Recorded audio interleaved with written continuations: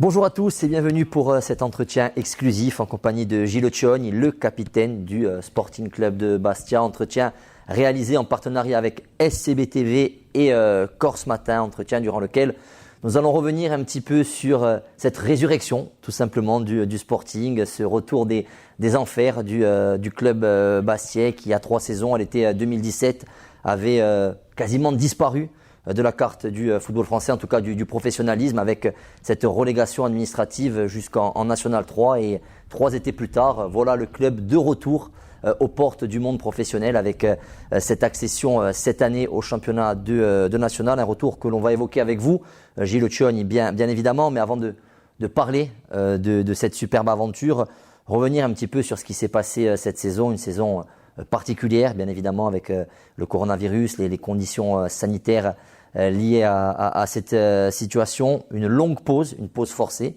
pour vous, puisque depuis le 15 mars, vous ne pratiquiez plus le football. Vous avez repris l'entraînement il y a quelques jours. Comment vous vous sentez du coup après cette période un petit peu compliquée et inhabituelle ? C'est vrai que ça a fait bizarre de reprendre. D'habitude, les pauses sont moins longues. Et là, ça fait quasiment 3 mois et demi de repos forcé. On n'est pas resté inactif, mais c'est vrai que quand on...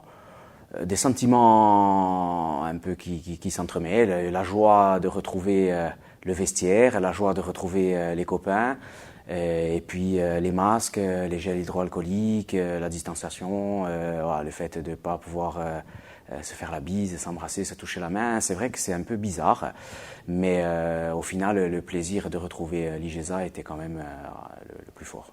Alors, durant cette période de confinement forcé, vous avez appris via une décision administrative, puisque vous étiez leader à l'issue, avant que les championnats ne soient stoppés, que le Sporting était promu en National. C'est un résultat inhabituel que de vivre une accession de cette façon, à la maison, en famille, devant l'ordinateur, par un SMS. C'est rare, c'est un petit peu particulier. C'est un petit peu particulier, ça. On ne fait pas ce métier pour ça. On fait ce métier pour fêter un titre, une accession avec ses supporters, avec son club.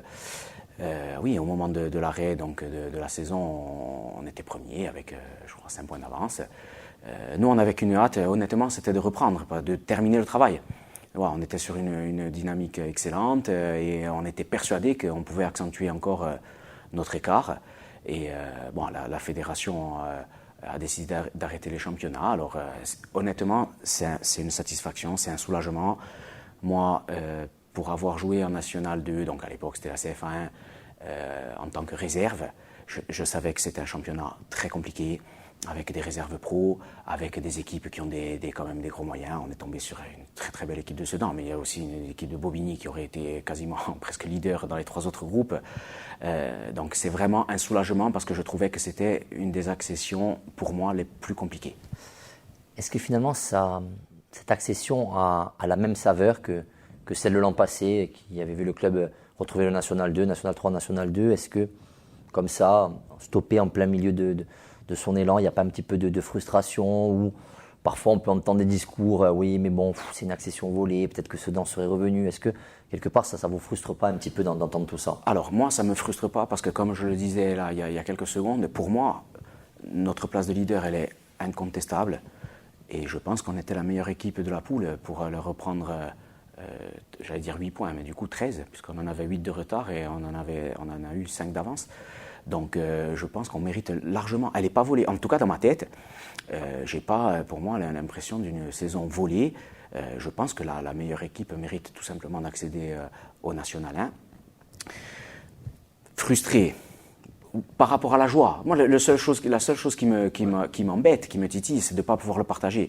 Ce métier, on le fait d'abord pour nous, pour s'épanouir, pour prendre un maximum de plaisir, pour avoir ces émotions fortes et dans un second temps, pouvoir les partager, que ce soit avec nos proches, en famille ou avec nos supporters.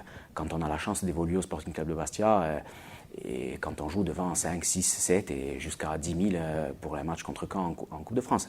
Donc c'est la seule frustration que j'ai. Après, moi je suis quelqu'un qui a beaucoup de recul. Je me dis au final, on avance.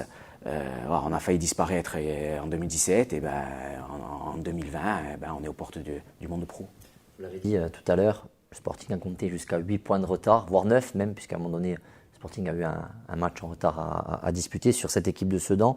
Sincèrement, au mois de janvier, vous pensiez pouvoir faire ce retard sur cette équipe de Sedan? Moi, j'étais persuadé qu'on pouvait revenir. Après, de le faire aussi rapidement et en prenant 13 points, avec 5 points quand même. On n'a pas fini à un point devant à l'arraché. Non, on était quand même 5 points devant. Ça, par contre, j'aurais pas dit. J'aurais pas dit qu'à la mi-mars, en à peine je sais pas, 2 mois, encore, il y a eu quelques pauses, je crois qu'il y a eu des matchs de coupe, donc pas 2 mois et demi plein. Je ne pensais pas qu'on pouvait rattraper 13 points. Mais moi, j'étais persuadé qu'on pouvait le faire. Parce que l'équipe elle a toujours bien vécu, il n'y a jamais eu de, comment dirais-je, on s'est jamais disputé entre nous, il y a jamais eu, non, on bossait, on n'avait qu'un seul objectif en tête et puis on l'a réalisé, mais c'est vrai que de le faire dans un laps de temps aussi court, je ne m'attendais pas, quoi.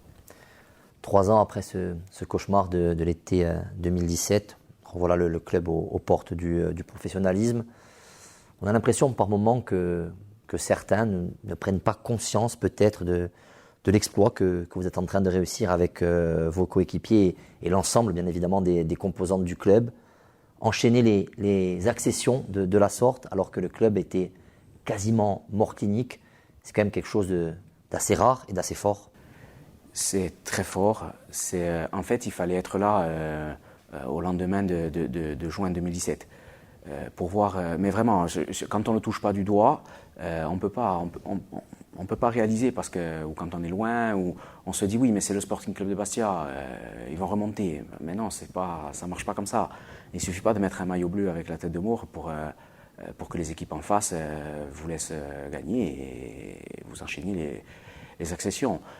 Moi, je me souviens au lendemain, enfin en juillet, quoi, quand on a repris la pelouse, il y avait plus de pelouse, même à Ligeza, il n'y a plus d'infrastructure, les jeunes en pleurent parce qu'ils quittent le centre. Nous, j'en parle même pas, je dirais les seniors, l'équipe 1, les pros, il n'y a plus de monde pro, il n'y a plus rien en fait, le club. Et moi après, je l'ai saisi assez vite parce que je suis né au club, je savais que ça allait être une catastrophe, je sais que les difficultés que rencontre le club actuellement, notamment dans l'académie, mais c'était inéluctable, on ne pouvait pas passer à côté. On repart de National 3, on a failli disparaître et le chantier était tellement énorme qu'on ne peut pas claquer des doigts et 3 ans après ou 4 ans après être en Ligue 2, on va peut-être presque le faire. En tout cas, 3 ans après, on est en National. Mais la première année de repartir en National 3 avec cette équipe de jeunes qui ont mis le maillot bleu et qui étaient l'équipe 1 du Sporting à 19 ans, des jeunes qui ont toujours évolué dans l'ombre, même eux, du coup, ne s'y attendaient pas, ont compris ce que c'était de porter le maillot de l'équipe 1 du Sporting, mais qu'elle évolue en Ligue 1 ou qu'elle évolue en National 3. Une pression énorme, une attente du monde au stade, des gens qui les reconnaissent dans la rue. Je veux dire, pour tous ces gamins, je leur tire vraiment un grand coup de chapeau parce qu'ils se sont retrouvés projetés sur le devant de la scène, bien malgré eux. Et on a fait face. Si on ne tombe pas sur un Andoum qui a été cette année-là, qui a fait une très très grande saison, autant dès l'année d'après, on remonte. Donc moi, j'oublie pas ces joueurs qui sont restés, ces jeunes. Comme j'oublie pas Stéphane Rossi qui m'a appelé. Justement, l'échec de cette accession lors de la première saison. Alors, échec, oui et non. Échec parce que le club avait annoncé ses ambitions avec une remontée immédiate, mais quand on connaît les conditions, on les évoquera peut-être après, mais dans lesquelles vous avez repris la compétition et l'entraînement, il était difficile de réaccéder immédiatement. Mais justement, cet échec, après ce qui s'était passé quelques mois auparavant, est-ce que ça ne nous a pas fait douter au niveau de la résurrection du club, se dire ça va être vraiment, vraiment compliqué de revenir? Non, alors douter, non. Paradoxalement, autant l'année a été dure.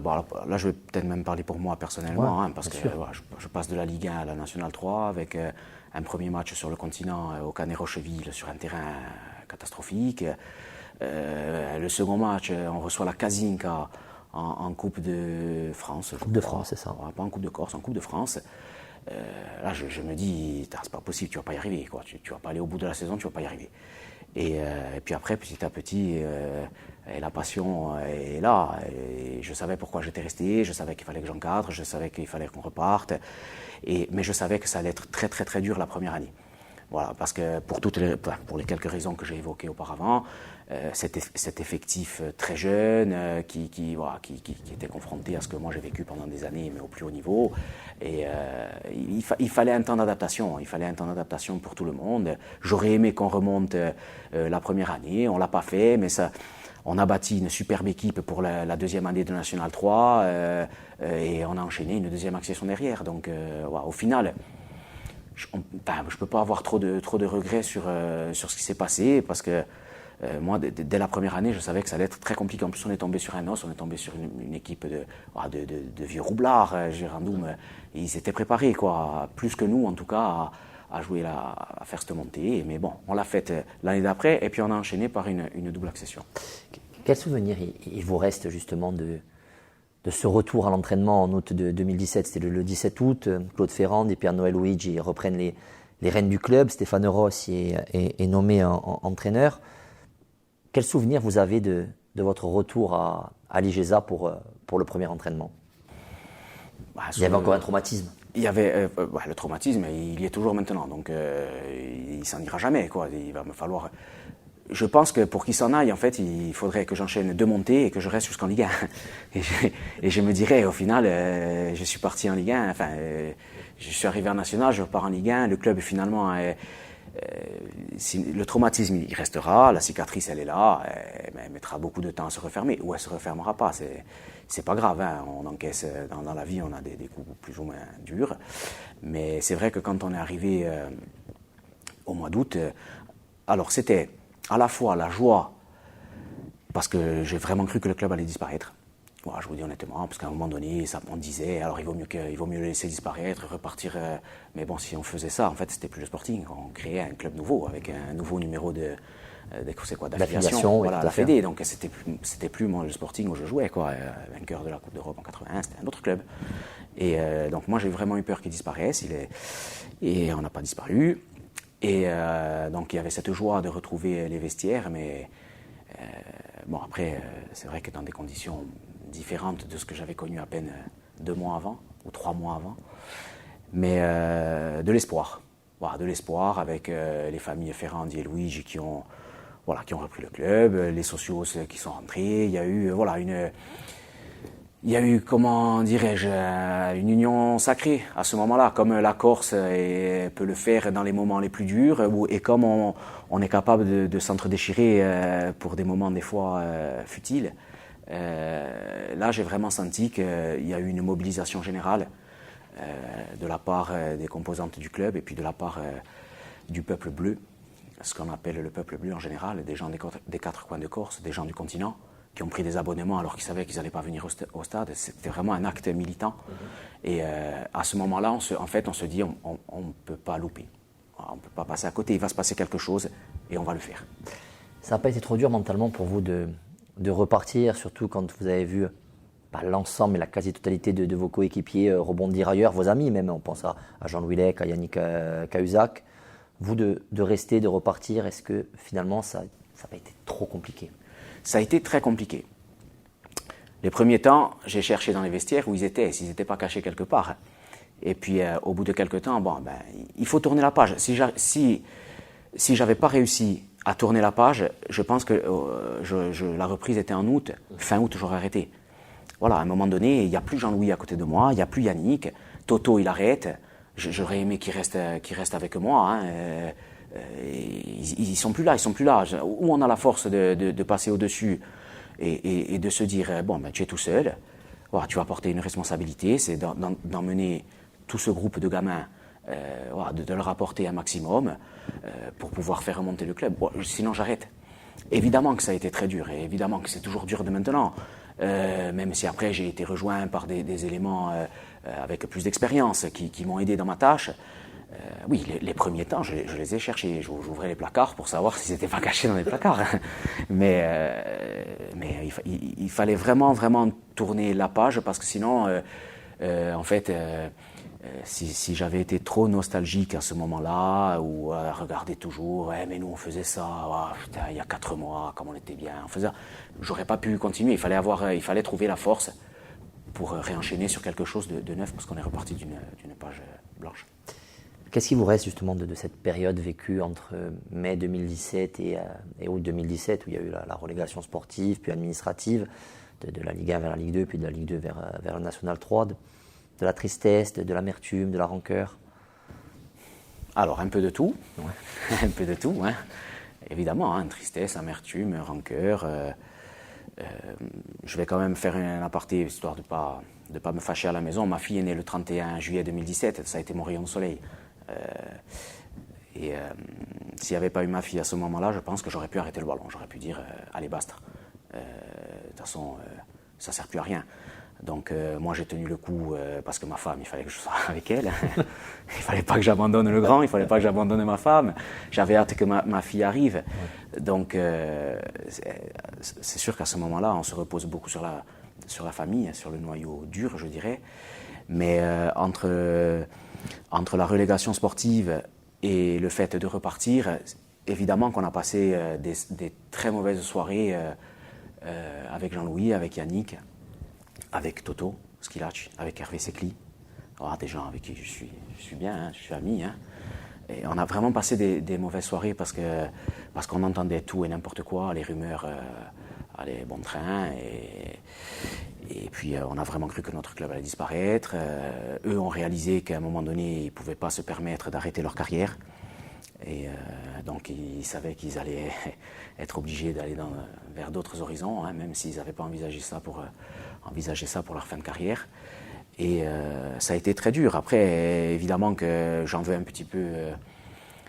je ne suis pas de nature méchante, hein, mais sur ce coup-là, évidemment que j'en veux aux anciens dirigeants, parce que je me dis qu'il y a forcément eu une faute quelque part. Moi, j'ai l'occasion de le dire publiquement. Quand je ne vois pas des gens voler, je ne dis pas que ce sont des voleurs, mais pour être chef d'entreprise, je sais que si demain la conserverie s'arrête, c'est que j'ai au moins fait des erreurs de gestion, de com, il y a plein de choses.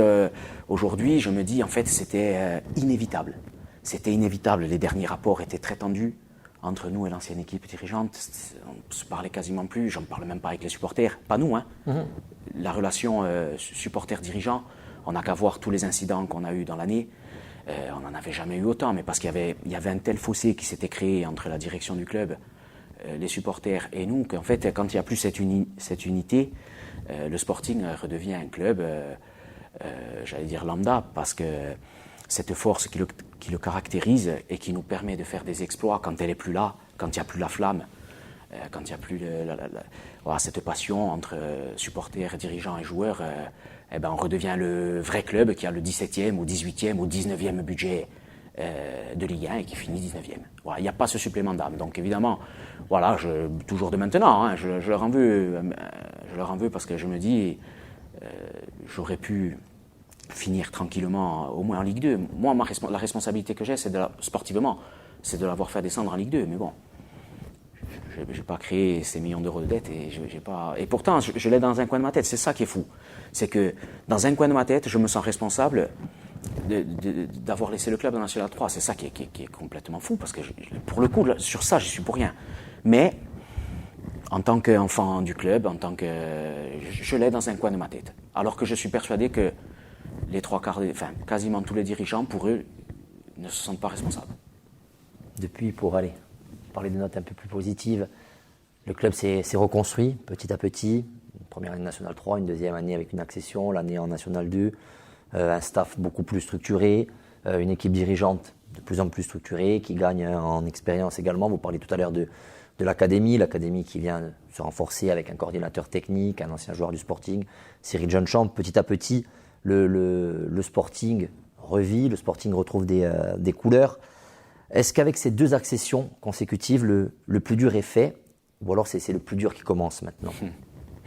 Moi, je suis de nature pas pessimiste. Comment dirais-je? Quand j'arrête une saison, et que même quand on finit champion, hein, j'ai du mal, ça c'est un défaut, hein, j'ai du mal à vraiment profiter pleinement, parce que je me dis, quand on va reprendre, il va y avoir encore du boulot. Et alors, on a fait quelque chose de très compliqué à faire, à réaliser, s'extirper de National 3, National 2, qui sont vraiment des divisions amateurs, dans le sens avec l'arbitrage, les conditions, les voyages, les terrains. C'était très très dur et on l'a fait. Et c'est très bien parce que de le faire quasiment sans faute, hein, on aurait pu le faire en 2 ans, on l'a fait en 3 ans, c'est beau, c'est bien, on en est fiers. Ça permet de structurer le club. Là, on est dans une division qui, pour moi, aussi est encore très compliquée parce qu'elle est hybride. Il y a des clubs pros, il y a des clubs amateurs. On a les inconvénients des divisions professionnelles, Ligue 1, Ligue 2. Il faut faire des gros budgets, il y a des gros salaires, il y a des voyages aux 4 coins de France, mais on n'a pas les droits télé, je dirais. On n'a pas les retombées économiques, les rentrées. Donc, elle va être très compliquée. Surtout que le national, c'est quand même beaucoup professionnalisé. C'était déjà dur, je m'en souviens, hein, il y a 10 ans en arrière, hein, quand je suis revenu en national, ça avait été très dur. Mais bon, le club n'était pas dans la même position, on redescendait de Ligue 2, on avait un très gros budget, il fallait qu'on remonte à tout prix. Mais bon, on avait une grosse équipe avec des joueurs qui avaient des centaines de matchs en pro. Et on l'a fait, et j'espère que, peut-être pas cette année, parce qu'on va rester humble et on sait d'où on vient, mais ça serait bien qu'à court terme, on puisse monter en Ligue 2 et puis essayer de pérenniser le club dans les divisions professionnelles. Vous touchez du doigt un élément, un paramètre important de cette saison. C'est vrai que dans la tête des supporters, le Sporting a déjà connu ce championnat national 2010-2011, donc il y a 10 ans, il y a ce symbole de dire ouais, on avait survolé le championnat à l'époque, sauf que les conditions aujourd'hui sont différentes. À l'époque 2010-2011, le Sporting était encore professionnel, avait conservé son statut professionnel, un budget aux alentours de 8 millions d'euros. Là aujourd'hui, le club est véritablement dans la peau d'un promu, d'un club en reconstruction. C'est justement là la difficulté. Peut-être est-ce qu'aujourd'hui on est prêt à franchir cette étape et aller voir rapidement au-dessus, ou alors est-ce qu'il va falloir poser pierre après pierre tranquillement? En tout cas, il ne va pas falloir être trop pressé, il ne va pas falloir être prétentieux. On est un promu de National 2, on est un club amateur, toujours. Donc, il faut. Je ne vais pas demander, c'est pas dans ma nature, et puis quand on a joué au-dessus, on ne demande pas aux gens d'être coulants, ou d'être. Mais il va falloir être patient. Voilà, il va falloir être patient. Peut-être que cette année, ça va être une année pour se tester, pour voir le niveau. Hein. Il y a quand même des grosses cylindrées qui ont beaucoup plus de budget que nous. Hein. Après, si on peut le faire en 1 an, on ne va pas s'en priver. Évidemment, on n'est pas des fous. On ne va pas dire non, on va rester encore quelques années, on est bien là, hein, avant de monter. Mais même nous, les joueurs, voilà, il ne faudra pas qu'on pense que ça va être comme en National 3. Parce que même la première année de National 3, où on ne monte pas, on gagne 80% de nos matchs. Peut-être, ou 86%, je ne sais rien. Je l'espère, mais peut-être qu'on ne gagnera pas 90% de nos matchs, comme on les a fait sur les 3 dernières années. Et peut-être qu'à ce moment-là, il va falloir être fort mentalement, il va falloir que les joueurs d'expérience jouent un rôle pour dire, les gars, on ne s'enflamme pas, on est pas 12e ou 13 ou 14e, on va regarder derrière, on verra devant si on peut aller gratter, mais voilà, d'abord assurons notre maintien. Ne retombons pas voilà, dans National 2 où ça va être encore très dur. Voilà. On va assurer notre maintien, on va être prudent, on va être patient. Mais évidemment, si on a un coup à jouer, on va le jouer. Mais je ne voudrais pas que l'entourage, les supporters soient. C'est pas trop exigeant, parce qu'on est toujours exigeant avec le Sporting. Et tant mieux, il y a de la passion, il y a du monde qui vient au stade. Mais si on n'est pas premier au bout de 10 journées, il ne faut pas qu'on se fasse massacrer. Voilà. Et c'est là que nous aussi, on a un rôle à jouer en disant, attendez, on monte de National 2. On va voir, on va s'accrocher à la maison, on va être intraitable, et puis on va essayer de prendre des points à droite à gauche. Moi, je le vois comme ça. Peut-être que les gens diront que je manque d'ambition. Mais aujourd'hui, je préfère dire, je vais voir ce que ça donne. Ça fait 10 ans que j'ai pu jouer en national. La division, elle a évolué. Je sais que ça s'est structuré, qu'il y a de très bonnes équipes, de très bons joueurs. Voilà, donc, à nous de faire preuve d'humilité et d'essayer d'aller pas après pas. L'heure de la question piège pour vous. Vous parlez de cette saison en national et de ces saisons en national, mais en tout cas votre dernière saison en national, c'était il y a 10 ans, quand vous êtes revenu au Sporting. Le club était déjà sur un nouveau départ, un nouveau projet à l'époque, en 2010-2011. C'était en national. Il y a beaucoup de similitudes un petit peu avec ce qui se passe cette année. Est-ce que pour vous, le fait d'arriver au club en national il y a 10 ans, de vous y retrouver aujourd'hui à votre âge, ça peut être la dernière saison, ça peut être la boucle est bouclée, ou alors il y a vraiment cette envie d'aller toucher et retoucher le monde professionnel? Non, l'envie de retoucher le monde professionnel, forcément, je l'ai dans un coin de ma tête depuis le National 3. Je ne vais pas me cacher aujourd'hui, je peux le dire parce que je pense que ça paraît moins prétentieux. J'ai le souvenir d'une réunion publique qu'on avait faite, je crois, à Lourdes, où je l'ai dit à quelqu'un. Et j'ai regardé parce qu'il y avait un reportage de Canal à l'époque, et j'ai dit, punaise, s'il m'a enregistré, j'ai dit, si on me ressort ça en disant, 3 ans après, on est toujours au National 3, tu vois. Et je crois que j'ai dit au monsieur, j'ai dit, mais je l'ai dans un coin de ma tête, de rester au club et de retrouver le monde pro.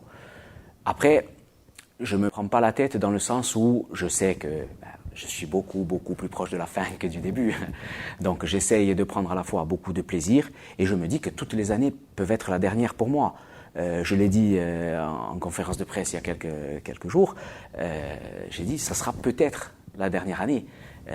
Après ça dépend comment l'année se passe, comment je la finis. Et au-delà du physique, c'est surtout le mental. Voilà, est-ce que j'ai de la fraîcheur mentale parce que si c'est rester pour rester, ça ne sert à rien, je ne servirai à pas grand-chose. Est-ce que j'ai la fraîcheur mentale et est-ce que je suis performant? Voilà, ce sera les deux seules choses. Ça, c'est la saison qui me le dira. Est-ce que j'arriverai à garder un niveau élevé, des performances élevées pour pouvoir amener un vrai plus au club? Et est-ce que j'aurai la fraîcheur mentale pour repartir? Parce que le plus dur, en fait, c'est maintenant, c'est les préparations qui sont dures. Quand on arrive à 35, 36, 37 ans, de se dire, il y a encore 2 mois. Parce qu'après, quand la saison elle est lancée, au final, on est pris dedans. Voilà, il y a une espèce de quotidien, on est pris dedans, que ce soit qu'on joue la montée, la descente, le ventre mou, on est pris dedans.